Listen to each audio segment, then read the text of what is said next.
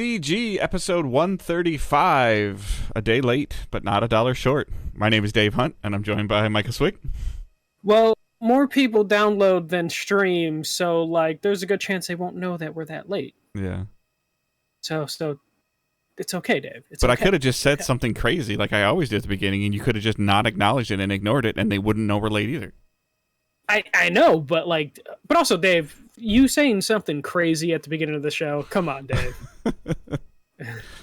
You intro the show and say, "How's the weather?" Yeah, it was cooler today than yesterday, but it was still in cooler today is 91 degrees. Yeah. So, all right, we are Digital Days Gaming. We are a show that posts weekly on podcast services around the world, Thursday morning at 6 a.m. Eastern Time. Typically, we live stream the show, twitch.tv/Digital Days Gaming, where you can come hang out in the chat, watch, interact a little bit. We try not to interact too much with chat during the show, but a little bit afterwards usually. But while you're there, if you could check your, see if you're subscribed to us, and if you want to subscribe, it's like $5, and you can subscribe to us, or you can link Twitch and Amazon together if you have Amazon Prime, and you get a free subscription. Don't let Amazon keep any of their money; they don't need any of it. So if you don't want to give it to us, give it to another streamer. I would like for you to give it to us, but you can just give it to another streamer. If you didn't know about Amazon Prime Gaming, they're giving away Mass Effect Legendary Edition in 2 weeks for their Prime Day, and 30 other games. So if you have Prime, you might want to look into that, and then while you're looking into that, throw us a sub. So there's a reason for you to do it. Yeah. So, yep, just check that out, please, and consider that, or at least follow if you don't have any of those. If you don't want to sub to us, or you don't have the ability to sub to us, or the financial means to, if you could follow, that'd be great. We have other things in the show notes that you can follow as well, our Twitter, Facebook group, Discord, all that stuff. And so we are at the post. I guess I'm so used to saying post E3 life, but E3 is not a thing. So keep it going. Yeah, we're post E3, post Summer Game Fest. So what's kind of crappy about this time is that we had so much stuff that we didn't do a numbered episode last week, but we had a Game Fest impression, we had an Xbox Bethesda press conference impressions, but then everybody goes quiet. So they were really quiet 2 or 3 weeks before, and then June 5th to June 19th, there's a whole bunch of stuff, and then now there's nothing. So this is kind of where we're at. So. Yeah, and we'll have some more stuff at Gamescom, which is end of August? Yeah, usually. Typically. Yeah, so we'll have more stuff hopefully announced there, but I wouldn't bet on it because I feel like coming out of the pandemic and post Cyberpunk, studios or developers, publishers, they're not really keen on announcing stuff now that far in the future. So I don't think we'll get any big stuff at Gamescom. So hopefully some video games get released. The drought is almost over. The only thing that I'm actually looking forward to the most from Gamescom is the possibility of just seeing more hands-on impressions possibly, or just more gameplay trailers. That's usually a lot of what comes out of Gamescom is people actually playing it or seeing a trailer for with gameplay in it versus CG trailers and stuff like that we typically get here. Because I feel years ago, Michael, and maybe correct me if I'm wrong, they would we would get to play back in our PS Nation days. We'd get to play something. We could briefly talk about it, but we never got to capture. We never really got to show. And then usually by Gamescom, they're showing what we got to play. Yeah, there would be if we didn't get to play it, if we saw something behind closed doors, we would then eventually see exactly what we saw. I think Cyberpunk was the biggest one where both of us saw a half hour of Cyberpunk, and then a month later, 2 months later, when Gamescom rolled around, it was exactly what we saw, down to the stuff that they pretended they improvised during some of those stuff. So gameplay stuff should start happening. Have we gotten a really in-depth thing on Gotham Knights? I feel we're the only podcast that talks about Gotham Knights, but I feel we've seen 10 minutes every once in a while. We haven't seen any half hour here's gameplay. There was a really good, I almost linked it to the Facebook group or Discord, but I'd have to find it again. But there was a really good interview that I think Game Informer did with the lead director or the of Gotham Knights, talking about like how you get to like there's obviously suits and how you get the suits and what they do and the combat. Like the biggest thing that I remember seeing from that article is that they did confirm that you could have two Nightwings at the same time. Yes. But they talked about some. They had of to drop last gen to do that for some reason, Yeah. but it's possible now. And they talked about like the bat cycles and like how to move around, and they wouldn't necessarily compare it to like the size of any of the Arkham games before, but it's crazy though. Like as we've been talking about, we're near the end of June, and like that seems to be right now the marquee dated game for this year.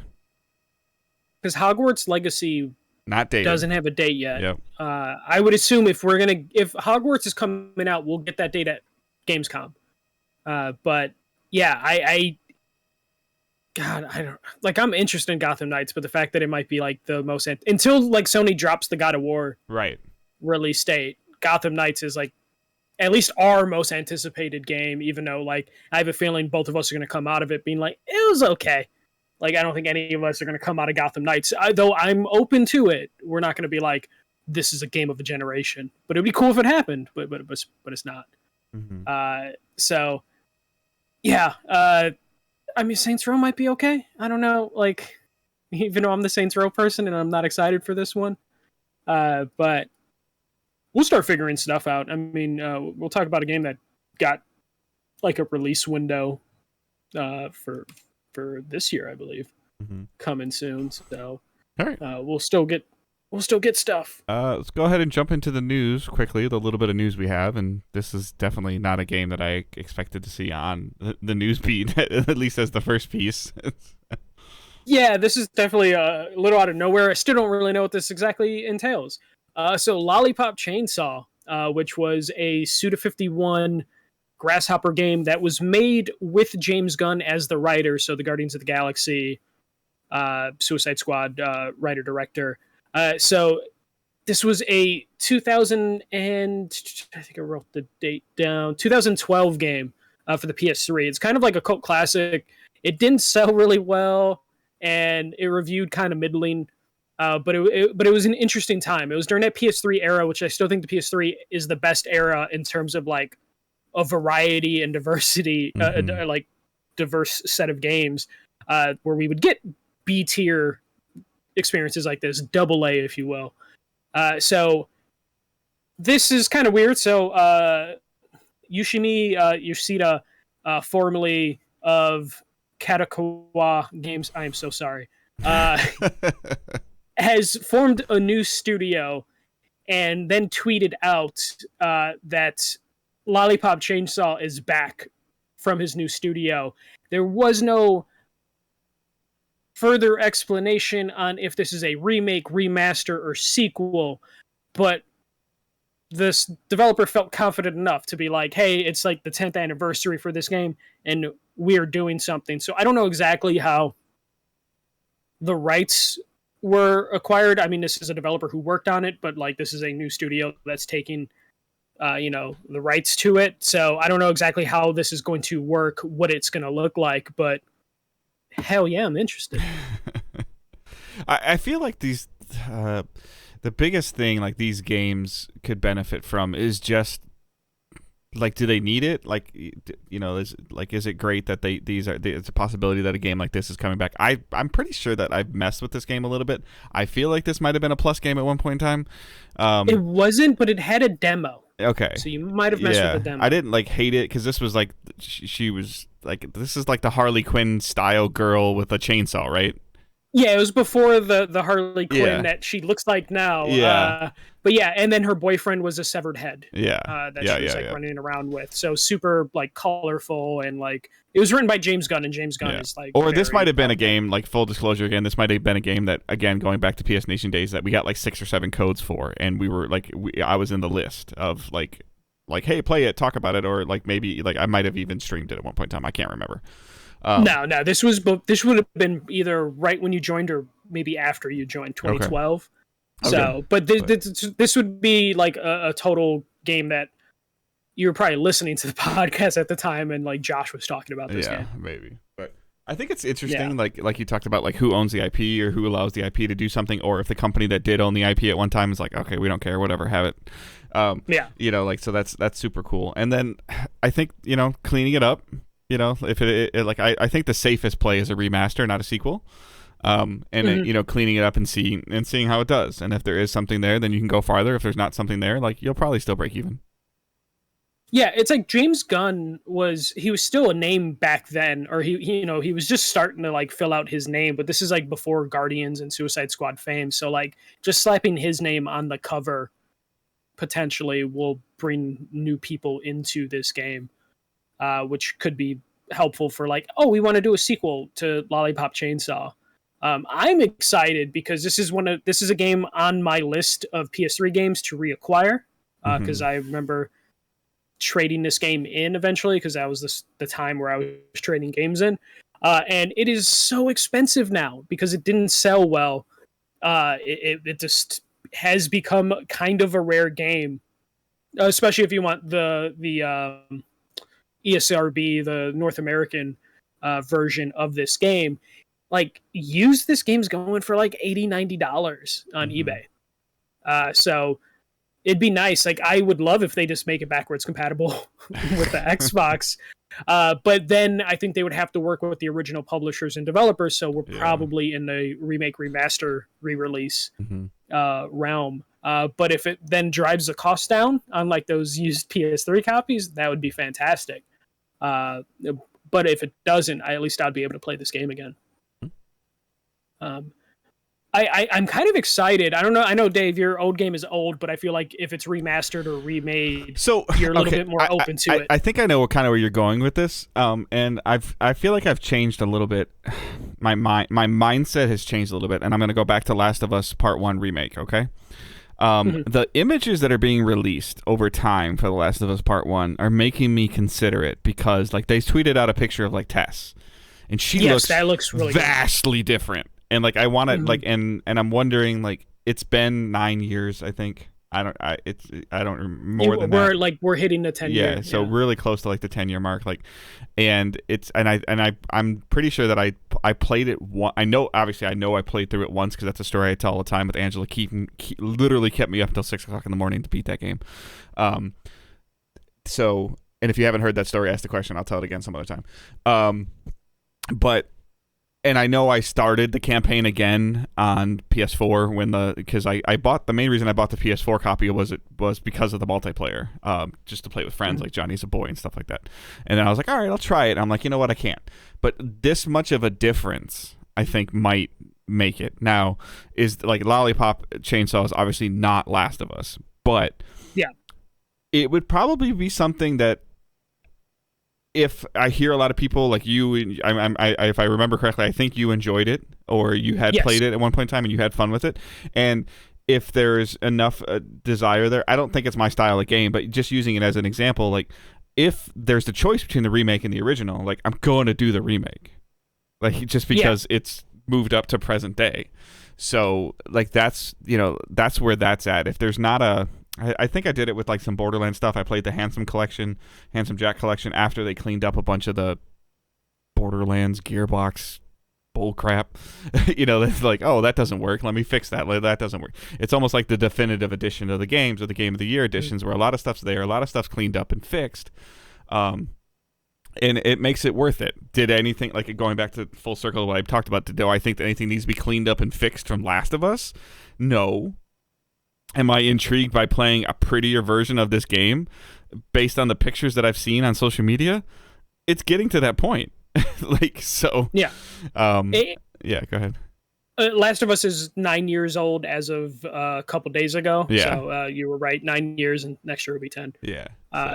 But like, I'm excited just from the perspective of like, Dave, if I'm like, hey, you should play Lollipop Chainsaw today, right now, your only options are, all right, let me find my PS3, and let me go track down a $90 used copy. Which, by the way, my PS3 does work, but the disc drive doesn't.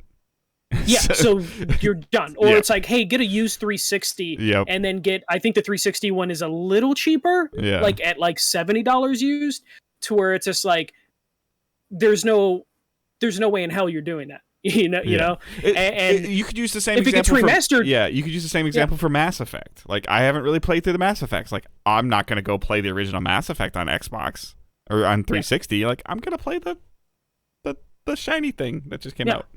So, and I love it, especially when we're starting to hit the point where they're remastering. Like, Lollipop Chainsaw did not sell well. It reviewed okay. Like, I like, if I look at the Metacritic, I wouldn't be surprised if it's in like the 60s or 70s, because that was okay to do back then, because Metacritic wasn't the beast that it is now. But that game could be on par with some of the, and I'm using this term lightly, but that game could be on par with some of the crap that's coming out right now. No, and it's exactly kind of my point, where it's just like, it's nice that we can potentially, we're hit the point where remakes and remasters are like, you know what? Let's give a shot at like this game, like that, a game that potentially won't be lost to time if it gets remade, remastered, or re-released. Like, selfishly, like everybody knows I enjoyed it. It was a surprise hit for me, but like, I don't know how old it is, and you probably can look it up real quick before as I'm saying it, but like the first Darksiders game, I'd love to see it redone again. It's probably in that 10-year window, 12-year window now. But they did remaster it, but you're talking about like a full... Yeah, I forgot that they did remaster, because that's the one I played. Okay, yeah. The Death Edition or the Definitive or whatever it was called. Like, they called it something crazy, but oh god, I forgot what they were calling those. But the first one came in the original Darksiders is 2010, and then I believe the remastered Definitive Edition or something like that. That one came out like 2015, 2016, kind of. Yeah, so like that stuff helps, but even then, like the port they didn't really clean it up. It was just like, it's running, and it's like the frame rate's a little bit better, and the resolution might be a little better. They made the box pretty and turned it blue, and put a PS4 logo on it, and it did better. And if we're hitting a point where they're looking at like that PS3 era, and it's like, let's give this game another shot. It's like, give us a remake of, I don't know, Jericho. Or like Spec Ops: The Line, or something. Yeah, Spec Ops: The Line would be very interesting to do, because like that game is pretty mediocre gameplay wise, but the way they delivered that story is what made that game special. So it's like, could they pull that off again? Mm-hmm. Even it's just a remake. It's just like, or the clamoring of people that have been clamoring for like Medal of Honor, just stuff like that. Like, take it, put it in. Again, I'm not a developer, but like, take your code, put it in your 2022 computer, see what it does, see what it cleans up, and see if it's put-outable. Like, see if it's... Especially now that we're getting into the thing where, like, there's a lot of AI stuff in games right now where it's just upping the resolution automatically and, like, but there's not the cell processor, and there's not the Xbox platform, and there's not the PC platform. They're so close. Like, it's like the Xbox Series, the PS5, and I don't know, mid-tier, slightly upper-tier PCs, like, are all kind of on the same playing field, where what works in one will work in the other, will work in the other. And like, you can just... You open up the range of devices you're releasing on. You don't have to have a PS3 team anymore. You don't have to have a cell processing team anymore. Yeah. And then it's something that, like, we've talked to developers, like, in terms of, like, getting old games running on these newer machines isn't that difficult. I mean, it still takes time, but not as much as building the game from the ground up. So you're telling me, we can get some remasters or remakes. It's like, yes, please. Yeah, especially when we're talking about... Put out these games and see if it warrants you doing more. Like, again, circling back to Darksiders, like, put out 1 and 2 again. See if there's, enough clamoring that people really want a true 4th one and finish the 4th Horseman story. Or, hey, we cleaned them up and put them out. You guys kind of showed us with your wallet you don't want any more. Okay, we're going to move on. Like, find out for sure before you make the risk of doing a 4th one, or before you make the risk of a new IP or adding a new character or a whole new unique story and campaign. All right, is there enough interest that people want something else? Like, look at, like, we can talk about it later, but look at the hype around Turtles right now with TMNT, Shredder's Revenge, and then the Cowabunga collection. Like, Rocksteady, please make a game. Like, I mean, like, people are asking, like, is there going to be a season 2 of TMNT Shredder's Revenge? And now Tribute Games was before saying, like, no, we're not doing that. Now they're like, think about it, because it's it did so well for them. Yeah. But when it comes to like remasters and remakes, like they're like the PS3 era is an era that's going to be always difficult to emulate, and it might be something that PlayStation's never interested in. Mm-hmm. So might as well start pulling some of those games, because we're Hell, also if so you're far away TSQ, from you probably own 70% of them. Yeah. and we're so far away from the PS3 era. There's a whole generation, maybe multiple generations of gamers. Yeah, my son, that haven't played those Jonathan, games. is 22 years old. Yeah. He would have been 11 or 12 when Darksiders came out. I wouldn't have let him play it then. I would tell him now, play it. And the PS3 came out in 2006, 2007. Yeah. So like, you literally at one point had two generations in your house, age-wise, that like, or like two kids in your house, like completely different ages. Super Mario Strikers. Okay, looks super fun. Looks super cool. Yeah. I want to play it with Owen. It's above his pay grade. It's above his learning curve right now. Like, he can't. He can't do it. Like, I need him to be like 2 years older. Yeah. And luckily, the Switch is like on probably some architecture that the Switch 2 will be able to play Mario Strikers when it comes out. So but knowing Nintendo, they'll make another one by then. Yeah, but when we're talking about like PS3 stuff, it's just like those pieces. You're not going to bust out the PS3, or you can't for disc games to be like, hey, Owen, look at this cool game that I have on disc. Oh, never mind. Let me go track down a new PS3. It's like impossible. So like if we're going to go back to the PS3 era, I'm all in favor of just like, let's just pull as many of these PS3 games as possible, just to preserve them, and also just like there's money on the table, like. Mm-hmm. You're telling me Lollipop Chainsaw with James Gunn doing a Marvel movie and a DC movie won't sell better now than it did back then? Especially after years of like a cult following for this game? Might as well. Mm-hmm. And smart move for the developer at his new studio to be like, I'm going to remaster a game. It's just like, that's a good first project to like bring some income in and get going. Who knew we would talk about Lollipop Chainsaw for like 15 minutes? Yeah. But yeah, I'm excited if anything actually comes of this. If nothing comes of this, I'm going to be pissed. So hopefully we get something. Even if it's just like, hey, Lollipop Chainsaw is on the Switch. Like, it doesn't even get like a full thing, just as long as we can download it again or own a physical copy. Yeah. That's playable on modern-ish in terms of Switch hardware would be fantastic. All right, next story. Something Dave absolutely loves. Big fan of this. Only the host will make progress in Redfall. So Redfall is that Left 4 Dead-ish game with vampires coming from... is it Arcane that's doing it? Yes. I believe so. Dishonored Studio, Yeah, Arcane.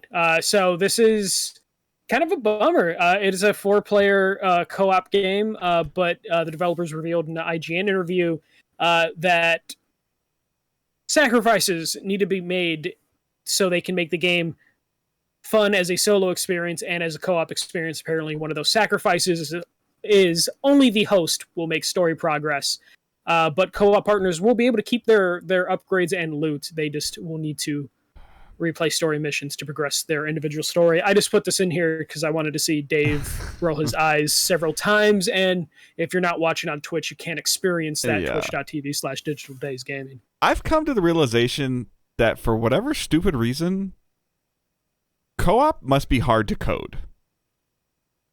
I mean, you have to imagine there's a lot of moving parts that need to be obtained. Yeah, and I'm up two camps of this right now. So I guess the first thing is, I think you know a little bit more about this game because I haven't read too deep into it or anything like that. But do you anticipate this game being at all like a games as a service?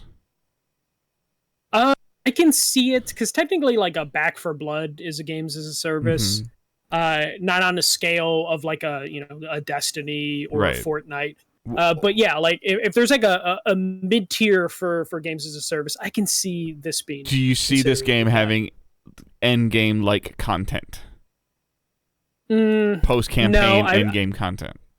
I feel like this would probably be one of those games as a service games where there'll be a roadmap where they add content, but not necessarily like end game content. Okay. Maybe little off expansions. I kind of see the possibility of this having something like events and things like in the game of wanting you to come back every couple of months. I potentially see that. I'm not saying that I know anything, but the thing that makes me the most concerned about this now, with the emphasis on 4-player co-op, because they've talked about it since the start, the thing that makes me the most concerned about it is that means that this story is just absolute hot garbage, and it's a tutorial that you play to get to the other stuff.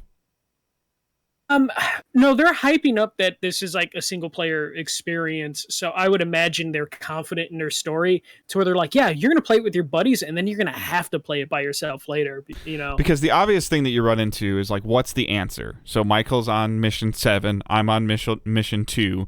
I join Michael's game to play mission 8. I get credit for mission 8 in a perfect world, and then I have to go, and then I leave the game. Michael's like, all right, I gotta go eat. All right, I want to keep playing. So then I leave his game, and I have to go back to mission 3, and then I play 3, 4, 5, 6, and 7, and then I just jump to 9. So like, what's the answer? And people are like, oh, well, Borderlands did it. Borderlands' story was not a continuously narrative-driven story, which maybe Redfall is. But I don't know. Like Borderlands, like everybody's like, oh, Borderlands could do it, and yeah, but you could go to the left in Borderlands and hear some story and hear some dialogue, and then and get a good chunk of it, and then go to the right and get a good chunk of it, or you could go to the right first and get it, and go to the left and not feel lost. Like the story wasn't linear based, and if this story is linear based, like Far Cry.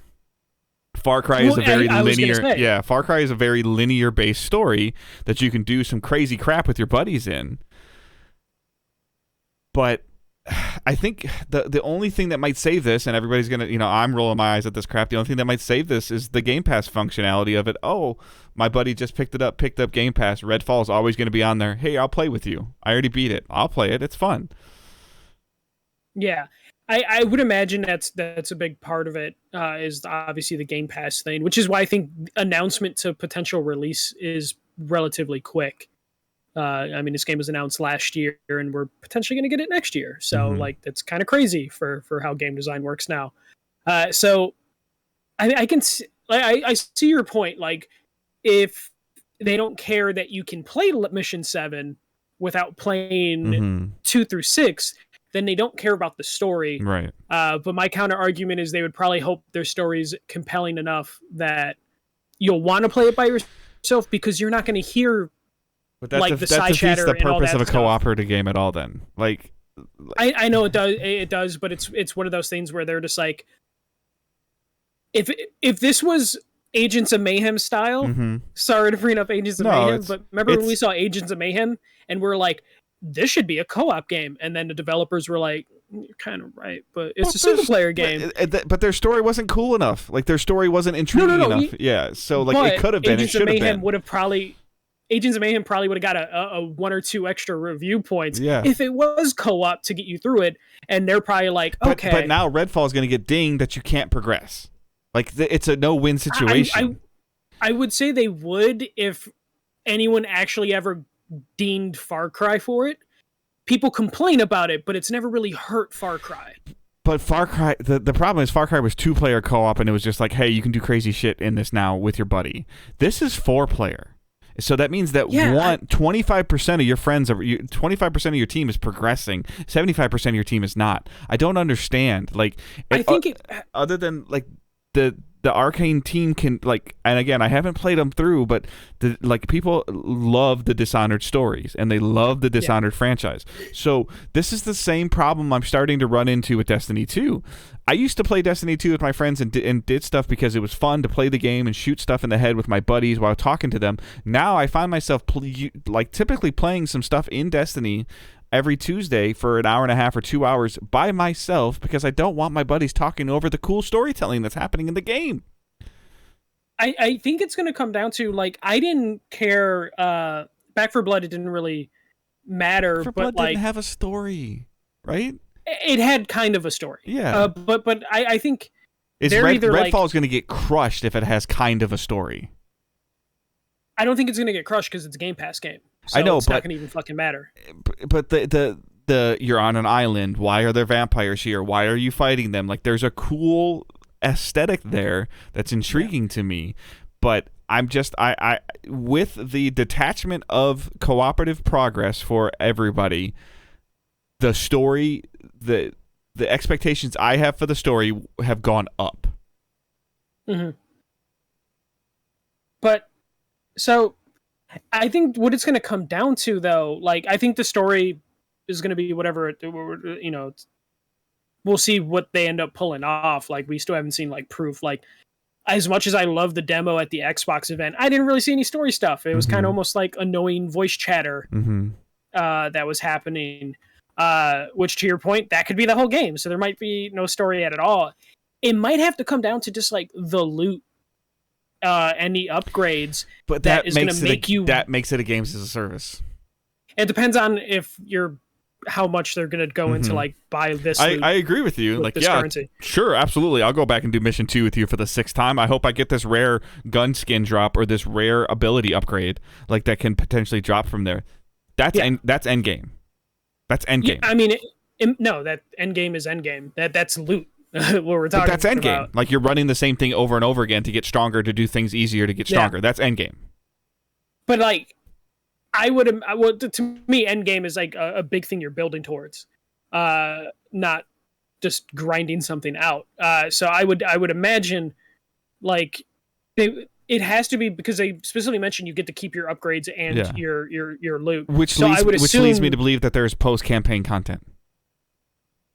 Potentially, we just don't know in what form. Like, I would imagine there will be post game content, but it's going to be like, are they going to do, if you're doing a 4-player co-op game that's mimicking Back 4 Blood, Left 4 Dead, then you're going to do expansions, not necessarily like, oh, here's a big raid, because it just wouldn't make sense for this. Yeah. So, but I think it's going to come down to, you would start talking about roadmaps, seasonal content, battle pass stuff. Yeah. And so far, like, I don't think any 4-player co-op game has quite figured that out exactly. In terms of like Back 4 Blood, like it took too long for them to release a expansion story pack, and they tried doing holiday events, and it was kind of like lackluster. And Left 4 Dead like released consistent content, but then eventually it was just like, we'll just fan make the only game that has actually done it in terms of a PvE cooperativeness is Destiny. Yeah, but I'm specifically talking about this genre that they're working. Well, what genre do you consider it though? It's a first-person shooter. Because it basically looks like Left 4 Dead, I'm thinking the 4-player genre, the 4-player co-op shooter thing. Destiny has a little bit more going on in terms of its RPG elements, its actual raid elements. It's more of an MMO than it is a like. Well, I guess co-op. I don't remember. How did Avengers handle it? I don't even remember because I never played with anybody. So Marvel had the bad loot system with a bunch of currencies, but they released the specific expansions. Yeah, but how did you progress? Story. Did you progress with your buddies, like if you were playing the main campaign, or did you have to go back? I don't remember. I believe you could have multiple. Did they fix it to where you could have like multiple Hulks? No, I don't think. No, I'm just talking about if you're on mission 5 and I'm on mission 2, can I join you and do I progress with you? Did I complete mission 5? I think you did. Yeah, and also I think their missions were kind of just all open from the get-go for the most part. Like I don't think it really mattered once you were like in the co-op hub, if I remember correctly. Yep, and I think that's the difference. Like this is not an open, like Borderlands is an open world style game. Like you like certain parts were locked off, but when you went to an area, you could go almost anywhere within that area. Like this leads me to believe that this is going to be a linear connect the dots kind of story, right? Yeah, it definitely feels like that if like only the host is making progress. Because if it was open, then it wouldn't matter what you do, because there would just be a big world and you just go run around.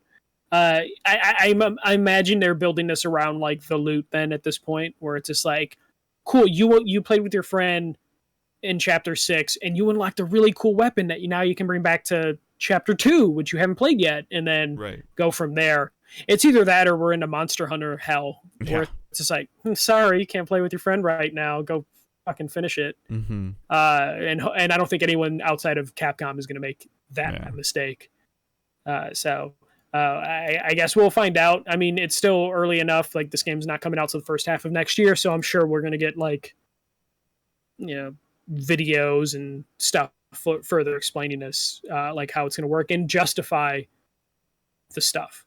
Mm-hmm. So, all right. Next story. Just to piss me off. So Activision scrapped Tony Hawk's Pro Skater 3 and 4 remakes. In a live stream, Tony Hawk revealed that there were talks about doing Tony Hawk Pro Skater 3 and 4 remakes before and after the release of Tony Hawk's Pro Skater 1 and 2. The first roadblock, he said, was when Activision had Blizzard absorb Vicarious Visions to work basically on Diablo remasters.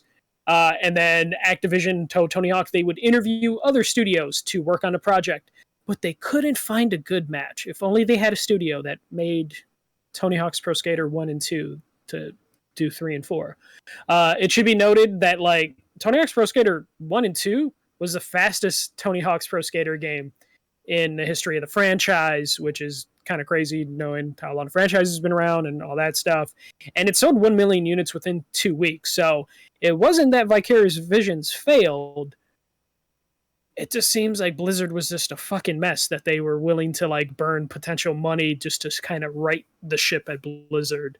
But this is a real bummer. It's so aggravating that Activision Blizzard was like, all right, we're going to interview other studios to see if we have a perfect match for Tony Hawk's 3 and 4. And then they go back to Tony Hawk and we're like, yeah, we just don't have a studio that can work on it. Why they literally had the studio. I hope the first thing that Phil Spencer does the day that this ink is dry on this contract and this merger is done is that he goes and finds whoever the hell was running Vicarious Visions before and goes, hey, you want your studio back? Like, yeah, or just or make another point, studio like, and just say, you know, I don't even know, just make another studio and make a new Xbox game studio and just call it VV. And then just put everybody there. Like next BlizzCon. Yeah. Be like from Blizzard, Tony Hawk's Pro Skater 3 and 4 remaster from the same minds that brought you 1 and 2 remastered.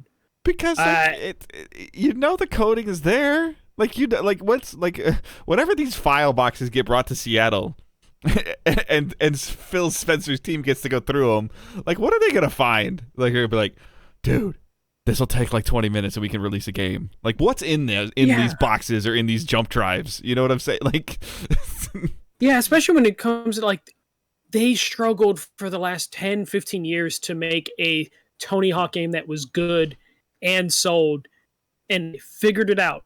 And they had more games in the chamber to remaster, and then they're just like, I keep thinking about it this way. So most of you know this, but like I have a Go XLR mixer here. Okay, so it's like I have the Go XLR Mini, and it's a XLR interface mixer, and the company makes a bigger version of it.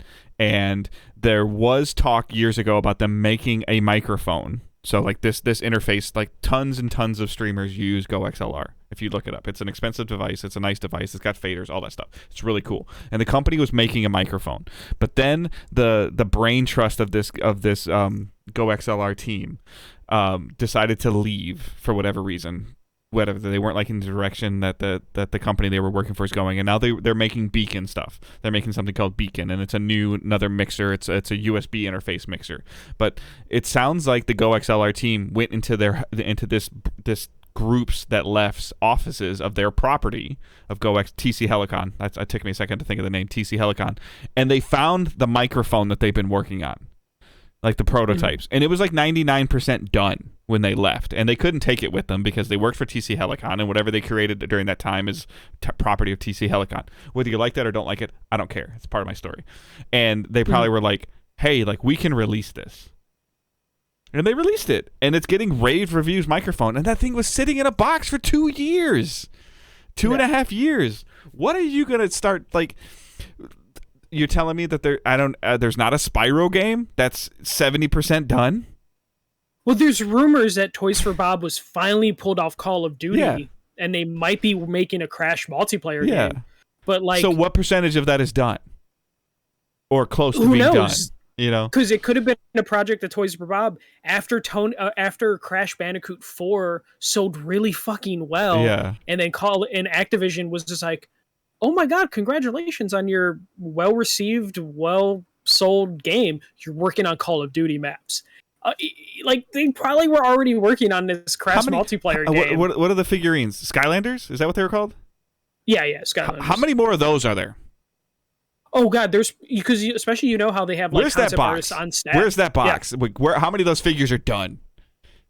Yeah, not mass produced, but there's a box of Yeah. fully designed figures, the prototypes that are just like waiting. How many cool Guitar Hero guitars are there?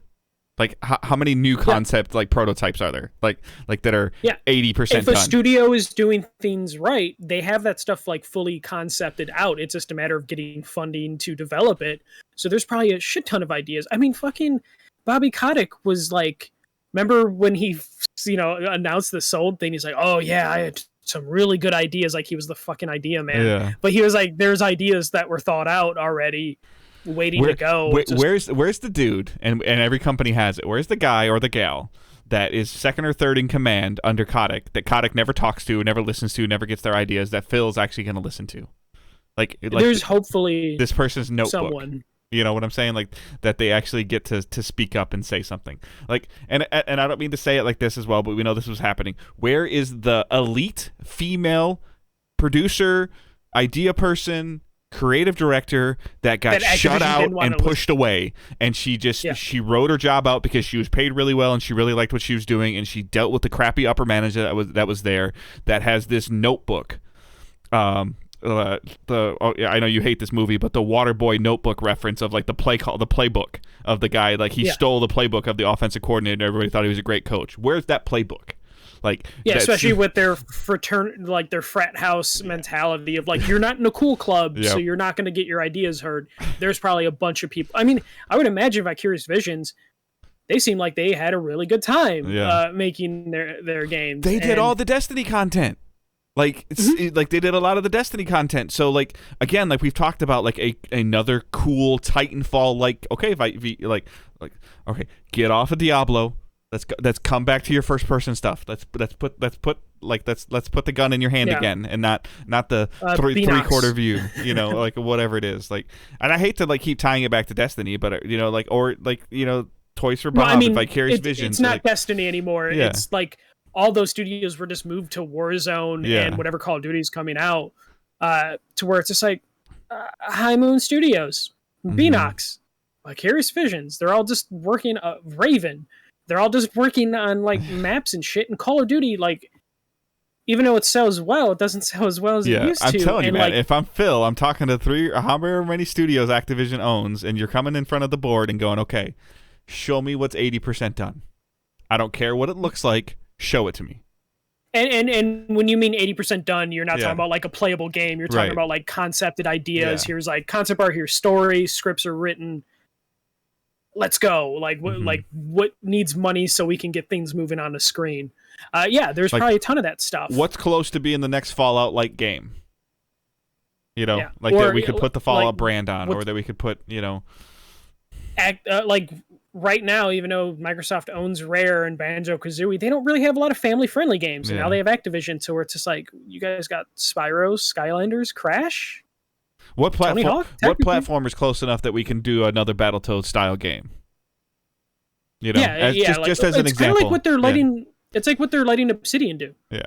Where like Obsidian's like, we have 2 big AAA games we're working on, and then we have Grounded, which is like a live service AA game, and then that other game they announced, which is like an indie game. Mm-hmm.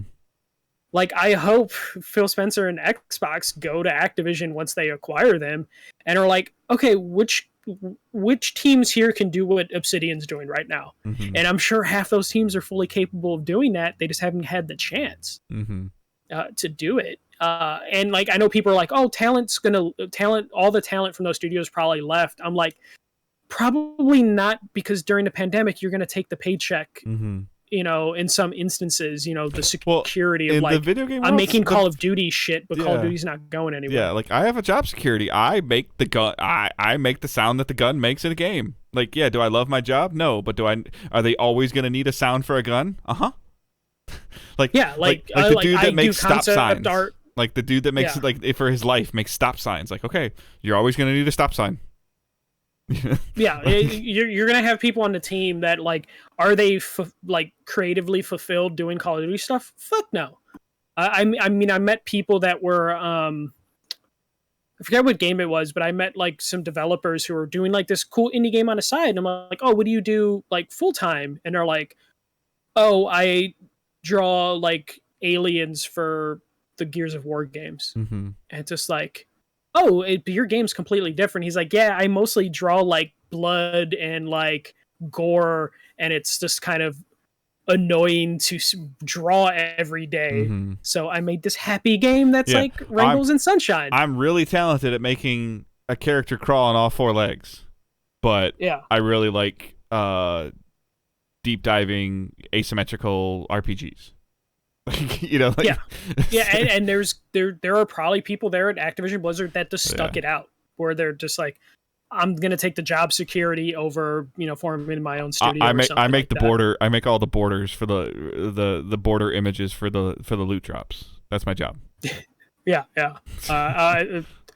Probably filled with a bunch of people who are just kind of waiting it out. Like, I'm sure there's people that were considering leaving Activision Blizzard within the next couple of, like, within the last year, but then Microsoft announces they're buying them, so they're like, okay, I'll wait it out. Mm-hmm. Let's see what the new management does, and then bail. So we'll hopefully see something, especially with, you know, how Game Pass is going to change how Microsoft, I mean, it already has, develops games. We might finally get some Crash and Spyros out there, because those are smaller games compared to Call of Duty that would fit perfectly on Game Pass. Especially Microsoft needs to fucking pump out games eventually, so might as well do some small ones. They keep buying these places, and they got to start making some games. Eventually they have to. Not yet, but eventually. So that story just pissed me off, because I was looking forward to Tony Hawk's Pro Skater 3 and 4. I think you'll get it. I think we'll get it. Yeah, I have a feeling this will be like, if the deal closes before next E3, I totally imagine Phil Spencer on like an E3 or Summer Game Fest stage being like, and here's Tony Hawk, and then Tony Hawk comes out and is like, we're doing it, and then, you know, high fives go all around.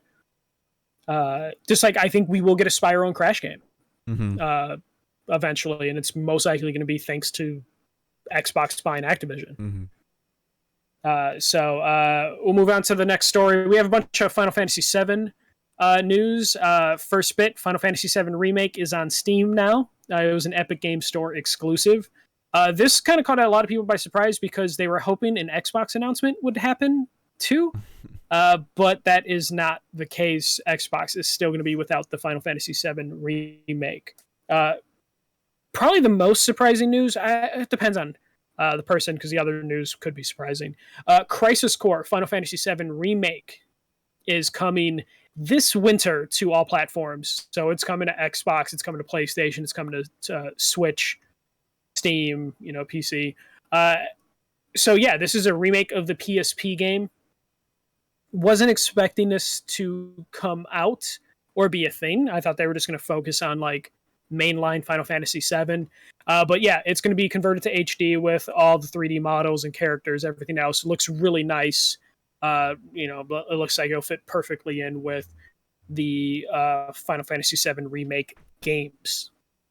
So, Dave, did you have a PSP back in the day or no? No. Okay. So, yeah, this will be new to you, and this is a lot of people's favorite Final Fantasy from that era. Really cool to see. And it's coming this winter, which is doesn't mean it's this year.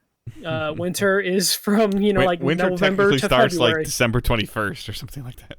Yeah, so like, don't freak out if this is like a February game. But this was a pretty big surprise, especially with the I think, and then this so yeah, the Crisis Core remake is coming in winter to all platforms, and then Final Fantasy Remake Part 2 Rebirth is next winter. So we have two games that are going to be like, they could be either 1 year or the next year, but it'll still be within winter. But yeah, Final Fantasy Remake Part 2 is called Final Fantasy VII Rebirth, and it is being billed as the second chapter in a trilogy, which is not surprising for us, because we knew this was probably going to be a trilogy, but they're at least confirming it. So that gives you. I'll take the trilogy over the possibility when we first saw this of thinking it was episodic. So, yeah. Like that was just. I wonder if that's just like bad translation. Yeah. In terms of like when they were pitching it.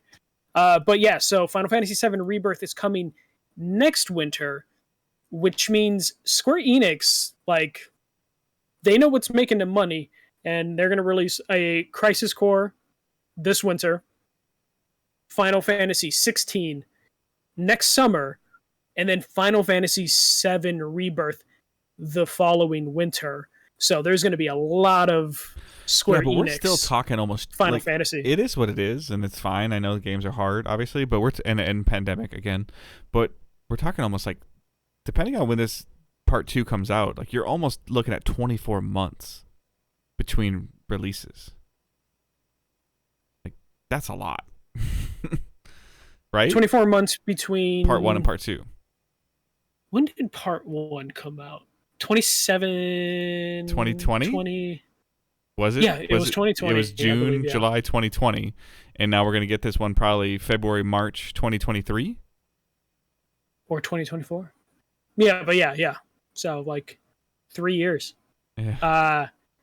Which is fine with the size and scope. And, Agreed. Yeah, but it's just kind of one of those things where, like, if you were to go back, like, 5 years and tell somebody, like, they're going to release part 1 in 2020, and it's not going to be done until 2026.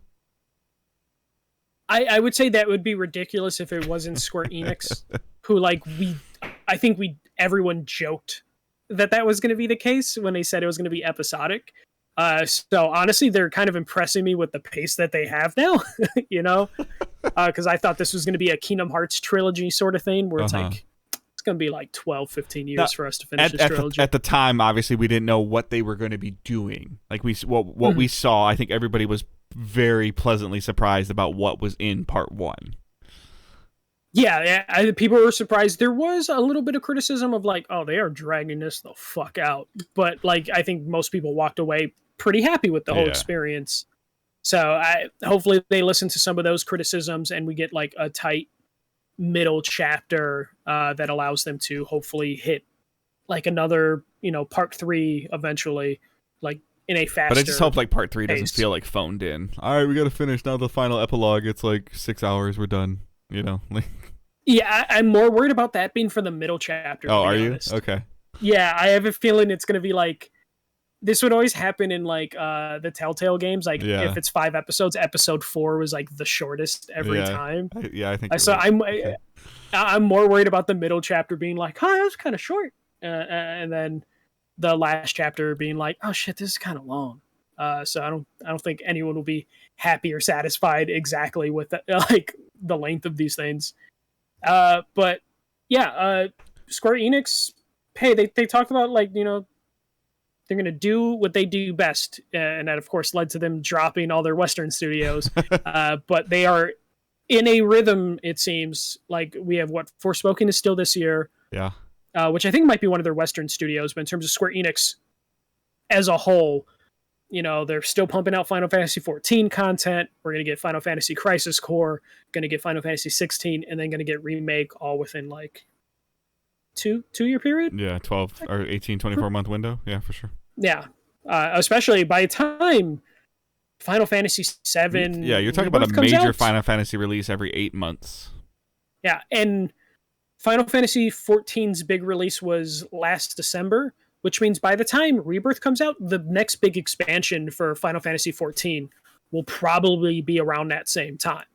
So we're seeing Square like kind of hitting on all cylinders from the stuff they already have announced. Yeah, for sure.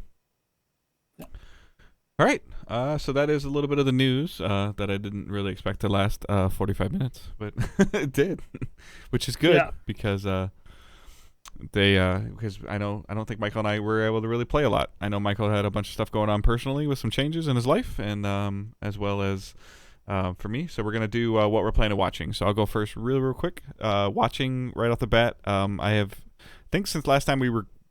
Not since last time we recorded, but last time we did a playing and watching, which is a while ago. We have, Angela and I have watched all 6 episodes of Obi-Wan Kenobi on Disney Plus. Only 6 episodes, or is it still going? It's done. So it's okay. The finale. Yeah, I think, the finale aired today, which is Wednesday. I watched the finale this morning. I've been complaining, like people have been complaining about like Netflix dropping to 8 episodes and then Disney, for their seasons is like 6. There you go. I liked it. So like Advent writes in chat, was episode 6 worth it? To be honest, we watched some of them so quickly together. I think at one point in time we watched 1, 2, 3, and 4 at one time, like in one sitting. Angela and I did, and then 5 came out, we watched it, and then 6 came out, we watched it. I really really liked it. I think it's on par with Mandalorian. And I guess the main reason I liked it is because it fleshed out more of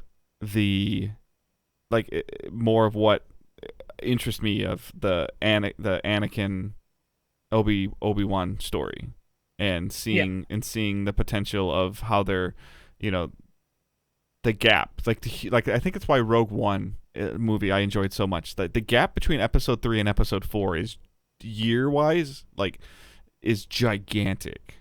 Like it's like 25 years, I think, right? Between the events of episode 3 and the start of episode 4 in the movies, it's like 20 years. Because of Luke goes from essentially Luke and Leia go from essentially being born at the end of episode 3 of the movies. And then they're A New Hope. And they're New Hope. They're in their mid-20s. Late, 30s. Adults. So it's hard to tell because movies in the 70s, they'd be like, this person's 16. Worst case, you're 16, 18. 45. Like there's minimum there's a 16-year jump. And so and some of this stuff is fleshing it out, and just the learning more about Anakin, Darth Vader. Like, it was really cool. So I really enjoyed that. We also are watching, and we need to watch the 3rd episode, but we're watching Miss Marvel. I'm surprised how much I'm enjoying Miss Marvel. That's really good too. I love the animations that are in it. Just the little the little details of the text message conversations going back and forth while they're walking down the street and they show up on the walls, on billboards, all the little animation stuff. I'm really enjoying it. So I read the comics and I was kind of worried because in the comics she's 12 or 13. Yeah, and this one she's 16, 15, 16. Yeah. Yeah. And that was a thing I was worried about. I was worried that it was going to be 12, 13-year-old Kamala Khan, and I don't know if I wanted plucky little kid running around solving mysteries and stuff. And then it turned into she's 16, so it's a coming of age story, but it's not. It doesn't feel that childish as I was kind of expecting it to, based on the comics. Comics are really good, but because the comics start her way younger, I was I don't know if this is going to transition to a TV show. How do you feel? But I'm super surprised. Some of the hate that I've been seeing is people are well, they're just making her powers like a genie. How do you feel about what they're doing? Because it's not on par with the comics, correct? Yeah. So the comics, she basically has the Fantastic Four's abilities, but the Fantastic Four aren't in the MCU yet. Yeah. So they kind of put themselves in a corner. So they're kind of taking the cosmic powers from America Chavez to kind of because it seems like they look very similar to American Chavez's stars. So I'm kind of fine with her taking from that character, because again, her character is she has all the Fantastic Four's powers. So without Fantastic Four, it's okay, whose powers are we going to take? Yeah. And you can't give her Miss Marvel's powers because it would be, or Captain Marvel's powers. You can't give her Captain Marvel's powers because it just won't work that well. Or it'll seem like they're trying to replace Brie Larson, which they totally are, but you don't want it to come across like that. So I'm fine with her powers being a little bit more cosmic and mysterious, because you can't have the Fantastic Four yet. Yeah. They're coming, but it would be weird if she had the powers before them. I love the culture story they're telling too. I love it. I grew up in metropolitan Detroit is very much of a mixing pot, so there's a lot of stuff that I understand, but there's also a ton of stuff that I'm learning, and I love it. I love it. We saw this with Moon Knight in terms of just grabbing music. Watched yet, but okay, Moon Knight also does that in terms of showing you different cultures, and then just bringing their music in. This does that as well, where it's a nice blend of music. It feels like a true New York experience, the way they're presenting it, which is cool. But I am just like super into the show more than I thought I was gonna be. Yeah. Um, The only thing So, the only negative I have is that Obi-Wan and this were running running neck and neck, like both releasing episodes on the same day. Like that's the only like bad Are part. they both that I would Wednesdays? Say. Yeah. Oh, that's but now weird. Obi-Wan's done, and Yeah. and Miss Marvel I believe has like 4 more. So Yeah. Advent, I'm not. I've started to look into thinking about watching Stranger Things. I have never watched a minute of Stranger Things at all, and I think you would like it for the 80s nostalgia. but Angela and I were talking about it, but she's very concerned about the direction season 4 is going in. She does not want to get invested in season 1, 2, and 3, and then 4 turn into this like horror gore thing because she will check out. And she doesn't. I mean, that's the horror gore stuff's in season 1, Okay. so it's gonna still be there. I haven't started season 4. Like for whatever reason, when season 3 came out, we just never finished it. But I think that came out during the pandemic, so I don't know if I was like. Yeah. We were just interested in it, but we did binge watch season 3 this weekend, and we're probably going to start binge watching season 4 this coming weekend. I don't know. But, we might try it. I don't know. Dave, let's talk about the one game that matters. Okay, this is the reason we're here. We're even considering recording this week. Let's talk about TMNT Shredder's Revenge. Go. It is everything that I wanted and expected it to be, and I love it. Like I love it. Like Turtle Van, the nostalgia, the little throwbacks, like seeing Shredder like come out of the drill ground thing right at the beginning, like the arcade Turtles in Time one. Even down to the level names are like callbacks to the old arcade games. The colorfulness, the brightness, the combat, like it only being like 2 hours to beat. It's the only gripe that I have about the game right now, and it could just be a Dave problem, is I suck at in-air combat. Yeah, but you don't need to master. Right, I know, but it's just frustrating. Like because like, and then the challenges like irritate me a little bit. Like, don't get touched. I'm like, really? Oh God, man! Especially when you're playing in co-op. Yeah. Like the first time we played, I played with Evan and a couple of our other friends. We played 4 or 5 people online. Wow. And it was definitely like halfway through a mission, and then it's just like someone gets hit by like steam twice, and then it's like you failed the challenge because you got hit by steam twice. It was like, damn it, like that's super difficult. Especially like, I think one of the trophies is like don't get damaged by Shredder. You know, and it's just like that's it's like. That's fucking difficult. It was one of those ones where I'm like, okay, I could probably do it if I put it on easy and I don't play with friends. Johnny as a boy said, like, you get 5 of your friends, and then you just stand in the lower left-hand corner. Yeah, but like, but then you have to hope that all of your friends are like ready to go and are like fully capable. Like, I suck at any time you're on a hoverboard and you have to do stuff. And I'm just like, okay. But top to bottom, man, the little cutscenes, the music, the every character kind of having its own animation and uniqueness about them, and just like it's a game that Angela can play.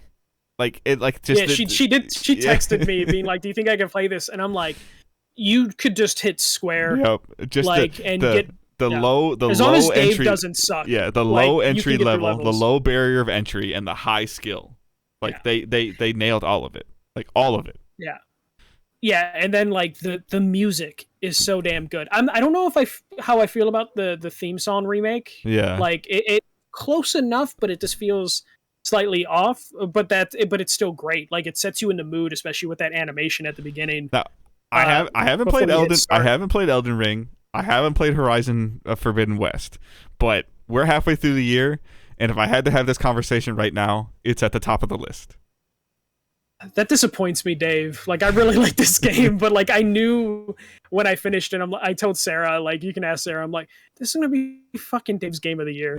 Like I was just like, this is gonna be. I don't think by the end of the year, I don't think it's going to be like Forspoken's gonna give it a run for money. Like Gotham Knight's gonna give a run for the money for the thing that I enjoyed the most. But like right now, like I'm just happy. Like it is 1988 Ninja Turtles, and I love it. I love it. Yeah. right now it's probably number 3 on my game of the year list. I keep an active one that I update throughout the year, and right now 1 is Elden Ring, 2 is Sifu, and 3 is TMNT. But I haven't played your first 2. Like, it's not. I enjoyed Nobody Saves the World. I enjoyed Nobody Saves the World. You know, and it's up there, you know, and I'm trying to get back on my, trying to beat some games, and I beat her. I mean, Horizon 2 is going to be on there, and maybe that'll be, you know, but I love the Ninja Turtles, man. Like, that's my. No, I'm just giving you shit. Yeah. Like, it's a really good game. I love the music. Like, even talking about some of the songs in the game feel like spoilers, because some of the songs when they hit, it's like, holy shit. The only criticism I could really give the game is some of the boss fights aren't great. Yeah. But there's 16 levels. Yeah. And it's offering 6-player co-op. So some of the bosses are gonna suck. That's fine. And I don't mean they suck as in they're cheap or they suck as in they're bad. It's just some of them are just a little underwhelming. But the fact that they give you 16 levels means they needed 16 bosses, which means not every boss is going to be able to hit. Yeah, there's characters I forgot about until I saw them again, and I'm like, oh yeah. Yeah. But I enjoyed the combat. I don't know how exactly I feel about leveling up each individual turtle, but the turtles definitely do play differently from each other. Mm-hmm. So if you do want to have a different experience, because I know when we were playing with 4 or 5 people, there was aspects of oh shit, April's got some moves. I kind of want to play as April because she could do this, or Donatello seems a little OP. Yeah, April's Donatello's OP. Range is great. Leo's Leonardo's jump move is great. You know, and each one of them has their own thing. I think it's Michelangelo, when he dodges and you hit the button, he flings at you, he spins at you, and he can hit you. Yeah, and then it's so we ended up playing. I beat the game twice in 2 sittings. Once I beat it in one sitting, another time I beat it in one sitting. So I did online with 4 or 5 people. The day it came out, we were up until 2 a.m. until we saw credits. And then the next day, Sarah was like, I want to play. So then we ended up playing local. And then you just play the other character. Because by the time you if you go through with one character, you're essentially done by the end of the campaign. By the end of the 16 episodes of leveling that character. There might be a little bit more you got to do depending on what you find or not, but you're really, really close. And then you just do another character, and then you get a character unlocked at the end that I haven't even played with Casey yet, and I want to because I want to hit people with a hockey stick. I wish there was. I don't know exactly because there's multiple endings. I'm not too sure exactly what you're supposed to do. No, I just think there's a different ending with each character. That's all. Yeah, and I was hoping it'd be something different because of that trophy.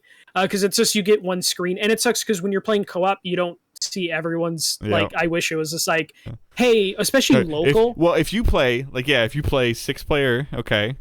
There's 7 players, but you in Michael's case, he's beat the game once, and then you play with 6 of your buddies, all on your couch. I want to see all their little screen ending, because we're not talking about here's a full cutscene. It's here's a screen that tells you what Donatello's going to do after he beat the game. I understand maybe they don't want to have people sit through that online, those screen, because it sits on her. But me and Sarah beat it, and since I was player 1, we only saw my character's ending. I didn't see her character's ending. So that's a little bit of a bummer, but that's something they could fix if they want to. But overall, I feel like I'm just nitpicking at this point because it's such a good game. This is totally the game that you can play, and you could have your friends over, 2 friends over that don't play video games but loved watching Ninja Turtles, and they could play this game with you. No, and the best part about it, push right and hit X. The best part of it is it takes 5 to 10 minutes per level. Yep. To where if you put this game in front of friends locally, they're probably going to be I'll play a couple levels, but then they're going to be keep going. Yep. Keep going, and then 2 hours later, credits roll, and you're like, we just beat this game. Yeah, it I don't know, it's fantastic. Yeah, I love it. Yeah. That's all I played. Yeah, I'm still playing Card Shark, but haven't really dove too deep into it for me. But we're watching the same television shows. Yeah. So that's all I really played. Well, I started. Did you ever watch the show called Manifest? No. Is that an old people show? No, I don't think so. Okay. I don't know when it came out. It's on Netflix. There's 3 seasons, but it's the essentially what happened is a family part of a family left Jamaica, the Bahamas, I don't remember, like in November of 2013, and their plane had some turbulence, and it landed in 2018. Okay, so that actually sound. I was worried when you said that manifest. I was just like, this is going to be like an NBC procedural and CBS starring some like some of them 90s actor. Some of them hear voices in their heads, and they're trying to figure out what happened to them. Randy Orton. So that I'm like 6 episodes in. It showed up on like my recommended Netflix thing, and I don't remember the name of this, and I know you're gonna hate this as well. I can't the Adam Sandler basketball movie. Oh, I hear that's actually pretty good. Yeah. Because it's like it's Adam Sandler not being Adam Sandler. Right. Did you ever see the movie The Scout? Like with the Yankees pitcher with like years ago, like the guy found a baseball player like in the middle of nowhere and tried to bring him to play professional baseball. Was it a Kevin Costner movie? No, that's like For Love of the Game or something like that. But okay. It gave me a lot of like the Scout movie things of where like nobody believed that this guy found this person, and it's pretty cool. Like, so there's I could find the name. I'm sorry, but if you go on, it's part of Adam Sandler's deal with Netflix, so it's front and center, trending and it's on the front page. Yeah, so it was one of those ones where like I opened Netflix and it's like recommended this to me. I'm like, hi, I haven't seen this. It's about basketball. Let me watch it. Didn't realize it was the day it came out. That's why I was recommending it to me. Yeah, and like right now, currently, I'm not really playing anything. Started a new job, and then I'm going to a wrestling show on Sunday. So I'm like taking someone who hasn't been to a wrestling show before to a wrestling show, and then it's their second one. So I'm like trying to like prep them for the show because it's AEW versus New Japan Pro Wrestling. So I have to basically introduce all these Japanese wrestlers to them. Be like, this guy is like an old man. He's practically Murder Grandpa. This is his theme song. You need to learn this theme song if we're going to the show. So I'm basically just teaching and mansplaining wrestling. So a lot of wrestling being watched right now. Awesome. But yeah, that is it for playing and watching. All right. So we're gonna hit some of these questions real quick. So Grey Ghost on Twitter asks, favorite turtle. So who's your favorite turtle, Michael? Donatello. Okay. I don't have to think about it. I think mine's Michelangelo. I don't know why. I just think because you're a party dude. Yeah. Like you just want to eat pizza, surf. Probably the one I relate to the most is Raphael because he flies off the handle very fast. So, yeah. So in terms of like looking in the mirror relationship wise, it'd probably be Raphael. Yeah, me. It's just I like purple. And he's into technology, I guess, but it's really just he likes purple because people who like purple are annoying like that. And we just like purple. Everything's purple. So yeah, mine's pretty basic. And then Hussein writes in a question for the DDG host and the community. Since the topic of Game Pass and Day One games is coming in as hot right now, and since we know that for sure there will be Day One games coming on to the new PS Plus subscription as well, so far just Stray. Since Stray was announced for it. What do you guys think of the possibility of Forspoken coming out as a day one release on subscription, or even maybe something smaller like Crisis Core? I'm mentioning those two specifically because of the relationship between Square Enix and Sony, and because of Crisis Core was for a long time a PSP exclusive. And if not those games, what other games do you think will be there as day one? And what games do you want to be there as day one? Okay, that's a really loaded question. Okay. Do you want to answer first or should I? Let me go real quick. Okay. In terms of Forspoken, do I see it as a possibility? Sure. Because Square Enix has signed some interesting deals in the past. Like similar with like Guardians of the Galaxy, and I feel like they've done something else with Game Pass recently. Or no? Outriders. Outriders, yes. Okay.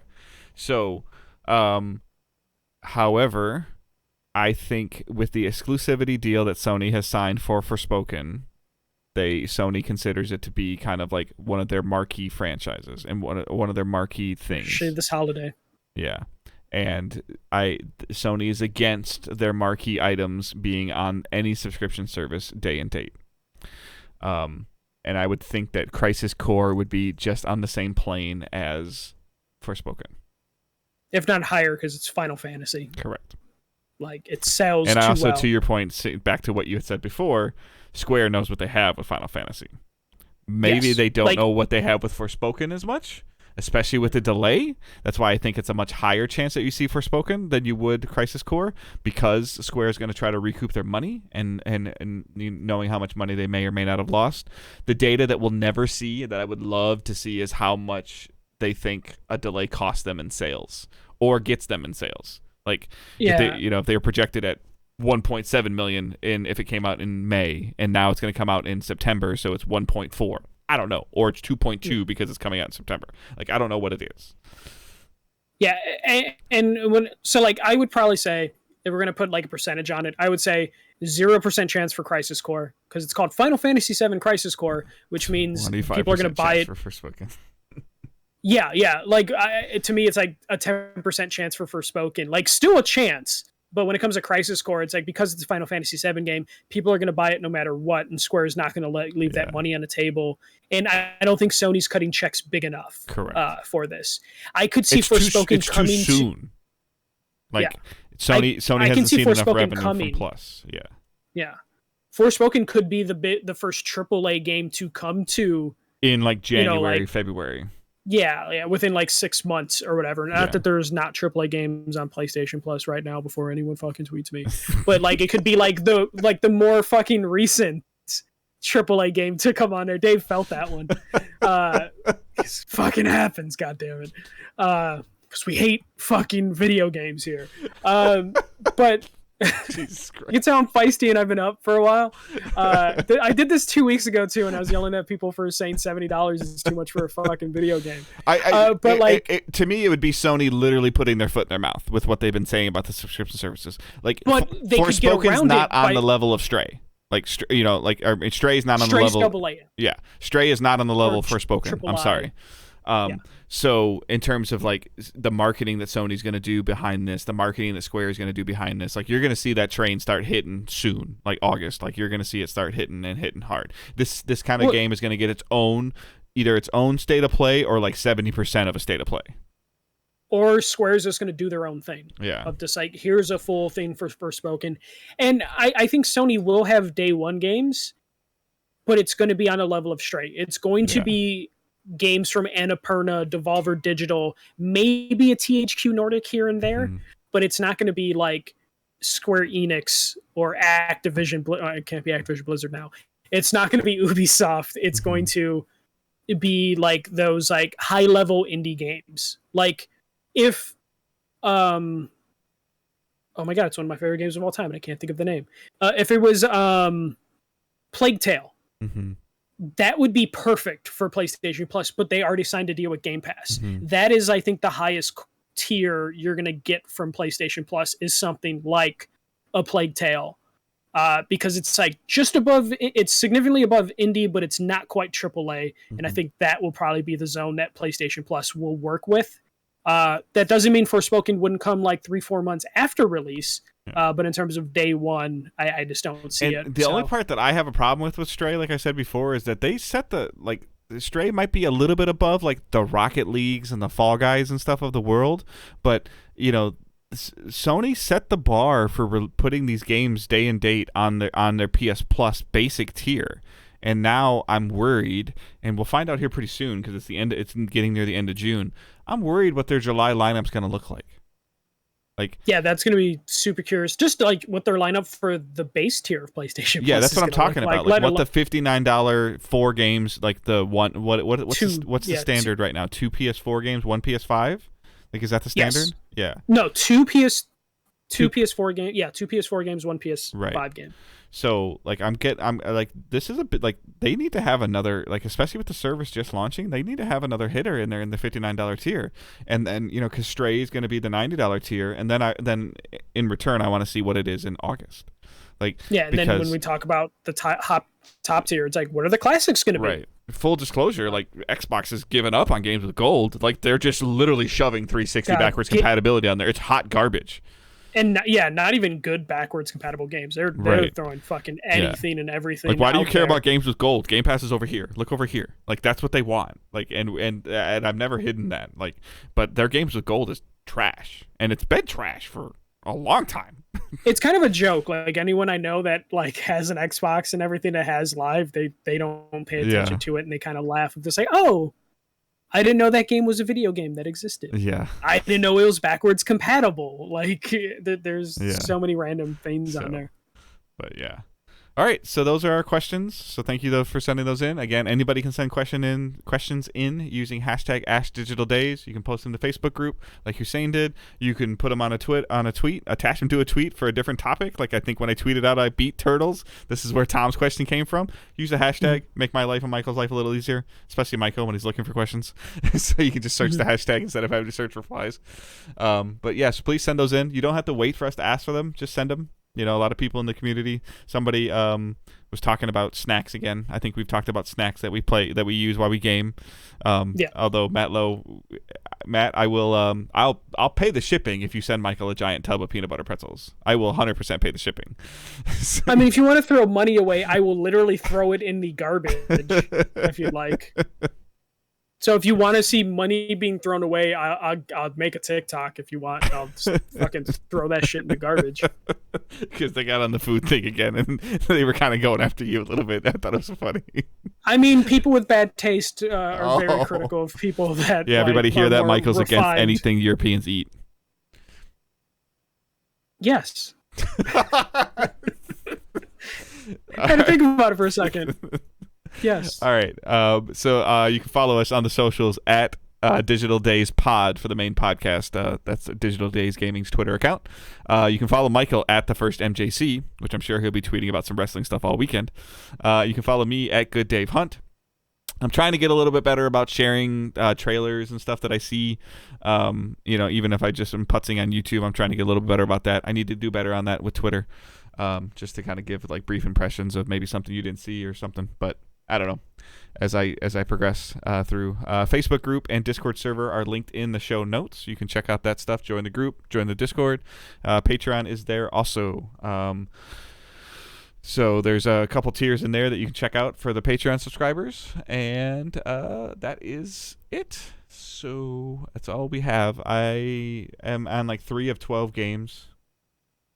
That I have a goal of beating. I felt like an idiot tweeting that out in June. Still haven't decided if I'm gonna count Witch Queen or not, but I think I might, just because I'm gonna give you shit for it. I'll see if I get to 11 games by like October or November or something like that. Maybe I'll throw Witch Queen in there to say I hit my goal.